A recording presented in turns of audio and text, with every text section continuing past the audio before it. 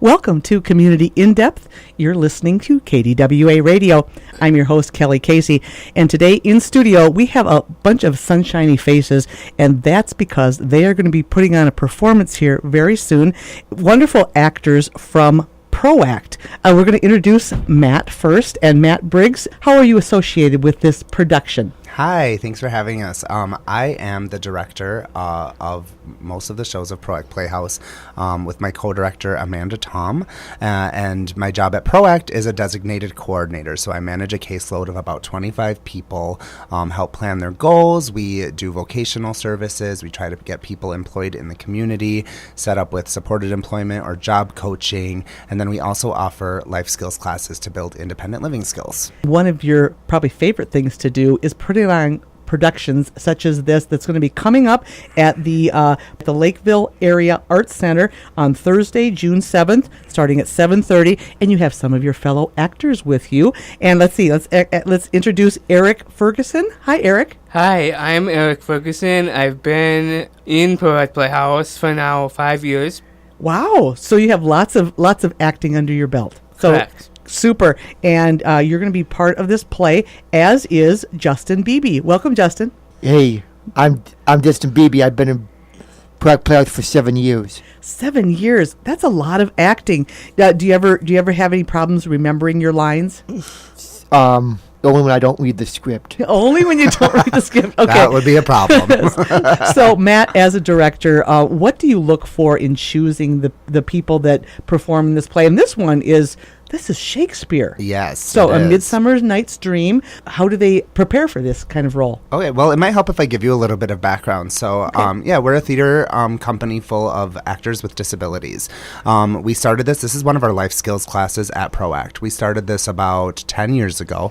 It began as just an in-center class. We would invite parents and family in to come see our performances, and a lot of them were geared towards more like children's theater performances. We would put on Charlotte's Web or your Charlie and the Chocolate Factory type shows. And then slowly we started to realize that we had a lot of potential with our talent in our actors. This population really has a unique point of view in life, and that we had an opportunity to give people a platform who don't normally have one. So we began to devise our own scripts, to write our own shows about topics that our participants cared about and were passionate about, so that they could advocate for themselves in their own lives and on the stage. So basically what we do is we look at who we have in our show and we try to cater to their strengths. So when we're picking roles for people, we'll look at, everybody's strengths, and we'll try to cater the language to them. For example, we have many nonverbal participants, but that doesn't mean they get lesser parts or anything. It just means that in a show like Midsummer Night's Dream, we would cater one of the roles to them and give them more physically expressive things to do. So yeah, this is the first time we've done anything like this. We're taking a Shakespeare script, which is nice because it's in the public domain, so we're able to change it, adapt it, however. And you did have to do that a little bit. Oh, absolutely. We're not doing a 3-hour show here. It's about an hour, abridged version, and we certainly have adapted some of the more difficult language to become a little bit more modern and accessible. But a lot of the real famous lines, from Midsummer Night's Dream, we still try to keep, and all the famous moments, if you know the show, are still in there. Okay, and that's important too. But how do your actors approach this great body of work that everyone knows? Well, first of all, we had to introduce it to them, really. So we watched a couple versions of it. We really went in depth with the plot and the script to make sure everyone understands it, because there's so many different characters in the show, and there's a lot of mistaken identity in Midsummer Night's Dream. Yeah. And so I guess that's how we first started, was just making sure everybody understood it. And then each individual, I think, kind of has their own process of how they get into character, and we as directors try to support that as best we can. I think it kind of helps too. We did Not That Special.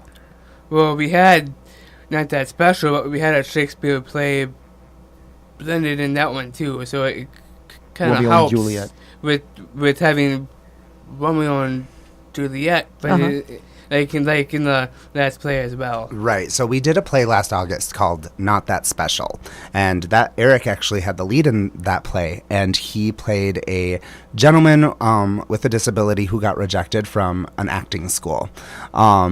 Partly because of his disability. He felt he was being discriminated against. So his response was really, he just started in the play, he started his own theater company of actors with disabilities and directed them in a show of Romeo and Juliet. So we had a play within a play in our play in August.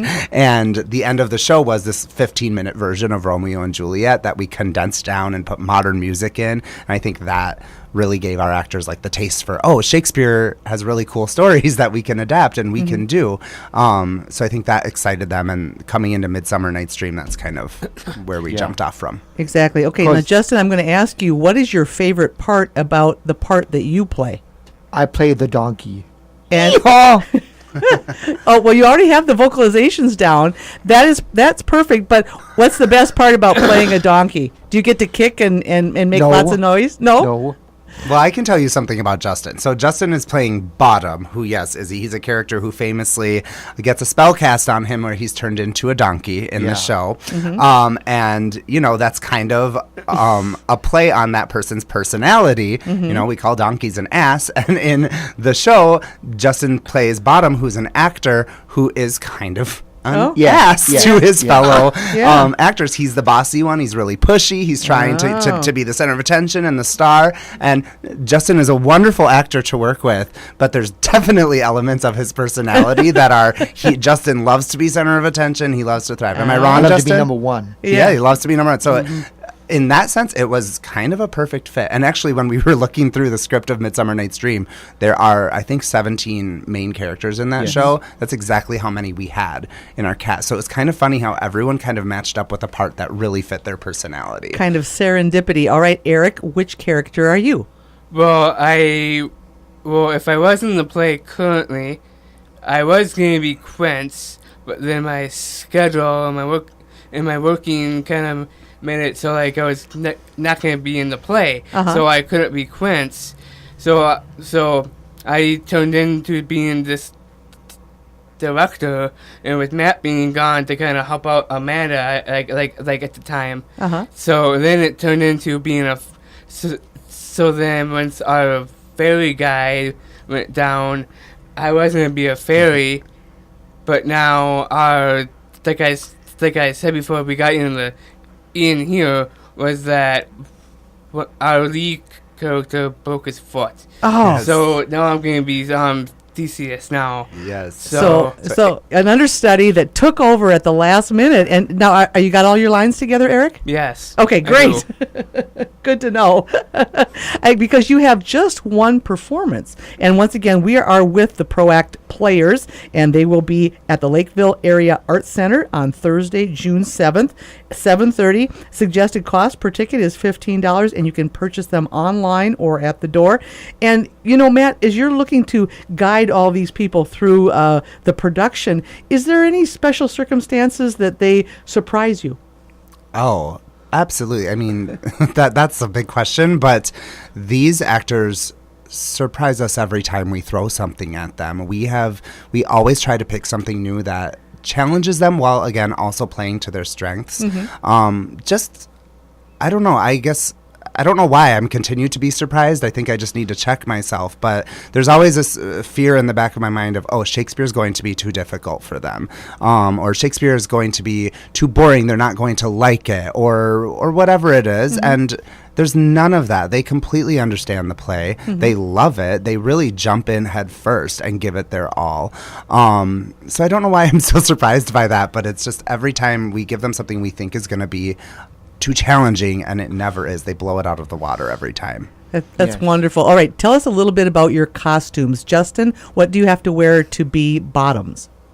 The donkey mask. The donkey mask, all right. And then do you have to speak through that then, or do you kind of speak around it? Yeah, I speak through the mask. You do, all right. That's what you turn into. I don't think that there's a real costume for you, though. That's what we need, is a real costume. Okay. All right. And Eric, what kind of costume do you wear? Well, right now it was a white polo shirt and these cuffs to be the fairy. Mm-hmm. Now I'm not the fairy anymore. Kyle. Or at least I'm thinking not the fairy anymore. Is I'm gonna have to wear I think it's a It's a cape. Yeah, I think cape Oh! type thing. Yeah. Oh, definitely an Yeah. upgrade then. Yeah. A cape. He's playing King Theseus, so yeah, he's got a royal costume. All right. And our costumer is actually, her name is Debbie Brevig. She's her first show joining us, and it's been wonderful. She volunteered all of her help to make a lot of our costumes, Don't which is forget about nice. Pyramus. I've played Pyramus too. Yes, in the play within the play in Midsummer Night's Dream, he's playing the part of Pyramus. A So. king. Okay. Yes. All right. So some capes and some crowns to go around. So costumes. You've got obviously a wonderful place to perform your play. And Yes. what are some other challenges in putting this production together? If you've got the actors and they're ready to go and they're enthusiastic, Yes. what are your other challenges? Oh, that's another good Timing. question. Yeah, I would say just stringing everything together. I think having when you have a group of 17 people, that's a big cast for anyone, but especially when you have 17 people who all have very, very different abilities and very different stories, very different personalities. I think that can be really challenging to try to teach them how to work together, because once they're on stage, they don't have us. They have each other only. And when things go wrong, how do we teach them to help each other right it? Because it's the old saying, the show must go on. When something goes wrong, it's up to the actors. Got to figure it out when they're on stage. And so that is a challenging piece of it, but at the same time, we've had a really solid group for a few years now that know each other really well, that they're so good at meeting those challenges, and it hasn't really been that challenging in that respect. It's really, I'd say the hardest part is still the language. We have a lot of people who are working on speech issues and speaking with clarity and diction and volume, and that's something we'll always be working on, I think. So that's one of the challenges. Right. And then another one of the challenges I know is writing it in a timely manner. This play though is kind of unique because Matt went off to student teach. So So this was my first show in 6 years that I haven't been there for the rehearsal process. So Amanda Tom has really taken over. I was completing my teaching license for 16 weeks. So they handled all the writing, but that is, I think, a really good point, is that adapting it to each person is a huge challenge. Eric, I'm sorry for interrupting And you. so having to write something without Matt helping out, it took a lot of help from us as a cast to help Amanda write the play in a timely manner. So it takes a village to not only in the performance but also in the creation. Yep. And that's really, really important to us, is that we never want to take on too much for ourselves. We want them to be involved in every step of the production process. That's really important to us, that every actor feels ownership of the production. Now, part of that also is the wonderfulness of performing, and who do you expect to be sitting in the audience to watch you perform? Our family. That? Your family? Friends? Have you invited Right. everybody you know? Yes, I've been on Facebook. I've been everywhere geez. to invite. So Yeah, and for listeners out there, we have a Facebook page at ProAct Playhouse. Playhouse is one word, and our event is on there. We're boosting that out there right now, trying to get word of mouth. We would really like to expand our audience. We do have a lot of family members, a lot of regular friends, fans, I think, that have seen a bunch of our shows. But I don't know that we've quite broken through to the general audience out there that we want to. So we're really working on trying to get more people to come see us, because it's really unlike anything you'll ever see. I think people walk away from our shows being blown away and thinking, wow, I've never seen something so uplifting, because it is really, it's inspiring. It's to see a group of people who maybe aren't normally all together on stage like this, being represented, sharing their voices, and sometimes when we've heard these words by Shakespeare for centuries, right? Yes. But sometimes hearing those words out of different or unique voices can lend new meaning to the language. Yeah. So, All right. And we do get paid for this. And you do get paid. We do. Well, I think that's Yes. great. So you're a paid working actor, and so we get paid whether it be via the tickets or are they donations, or both? We accept donations. You can reserve seats for free on Lakeville Area This time we're getting Arts paid by Center. tickets. Yeah, LakevilleAreaArtsCenter.org. You can reserve seats for free, and then we accept $15 donations at the door. That's the suggested price. Okay. And Well, then we always a selling portion of that will go straight to Right. the actors. Okay. Well, now before we go, though, I'm going to ask each of you for your favorite line that you deliver in the play. And I'm going to go to you first, Justin. What's your favorite line that you have to say? A tragic story. A tale of two lovers torn apart by their families. A lamentable comedy. You can all go home. I know all my lines adequately. I love that one. How about you, Eric? Well, for me, it's gotta be I cannot wait for my wedding, my dear, or my fair Palata. Oh, Nice, yeah. okay. So you're going to be polishing these up over the next few days, and you're going to be performing once again at 7:30 p.m. on Thursday, June 7th at the Lakeville Area Arts Center. There is a lot of social media buzz about this performance, I know, and we'd like to thank Matt Briggs, Eric Ferguson, and Justin Beebe from coming in. And Justin, I understand that you're from Farmington. Yes. Anybody you'd like to shout out? Because we do reach Farmington, you know. You do? Yeah, we do. Oh, Anybody you'd like to say hi to? I'd like to give a shout out to my family who let me do this and who supported me all the years and just thank you very much for letting me have this opportunity. Well, thank you very much. How about you, Eric? Anybody you'd like to say hi to? Well, I would like to say, I would just basically like to thank my parents, my aunt, who I have that's local here, in thanking me for this opportunity, not only to act but to also be on the radio twice. We have enjoyed very much having you, and we hope that you have a full house. I'm sure that you will. The actors of ProAct Playhouse, and you've been listening to Community In Depth here on KDWA, AM 1460, FM 97.7. Let's go out to a little bit more of that sunshine.